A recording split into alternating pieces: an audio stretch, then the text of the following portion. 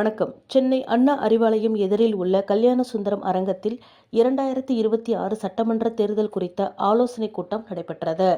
தமிழ்நாடு அருந்ததியர் அரசியல் அதிகார உரிமை மீட்பு கூட்டியக்கம் சார்பாக இந்த ஆலோசனைக் கூட்டம் நடைபெற்றது.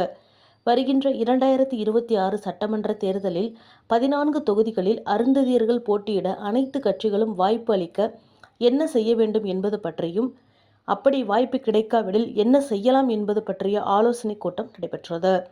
முன்னதாக இந்த ஆலோசனைக் கூட்டத்திற்கு விடுதலை வேங்கைகள் கட்சியின் துணை பொதுச் செயலாளர் தோழர் வீரன் அவர்கள் வரவேற்புரை வழங்கினார். சமூக நீதி கட்சி தலைவர் தோழர் பன்னீர்செல்வம் அவர்கள் தொடக்க உரை வழங்கினார். மேலும் இந்நிகழ்ச்சியில் அருந்ததியர் விடுதலை இயக்க தலைவர் இளந்தமிழன், கொங்குநாடு திராவிட கட்சி தலைவர் பாட்டன் சக்திவேல், அருந்ததி கட்சி பொதுச் செயலாளர் தேவேந்திர ராவ், தேசிய தமிழர் கட்சி தலைவர் மாரிசாமி மற்றும் சமூக விடுதலை களம் தலைவர் ராவணன் ஆகியோர் முன்னிலை வகித்தனர். ஒருங்கிணைப்பாளர் ரா. தமிழின்பன் அவர்கள் தலைமை மற்றும் விளக்க உரை வழங்கினார்.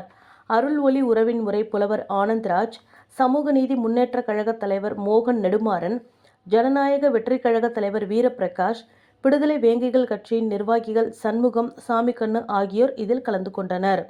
கூட்டத்தில் 20க்கும் மேற்பட்ட தலைவர்கள் இரு சுற்று ஆலோசனை உரை நிகழ்த்தி 5 வகையான தீர்மானங்கள் நிறைவேற்றப்பட்டது.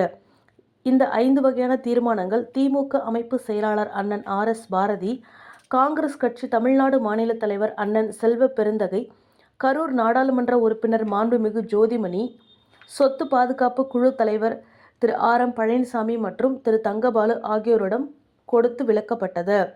அதிமுக கழக பொதுச் செயலாளர் மாண்புமிகு எடப்பாடியார் அவர்களுக்கு தலைமை நிலைய நிர்வாகிகள் திரு மகாலிங்கம், மனோகரன் ஆகியோர் மூலமாக மனு அளிக்கப்பட்டது.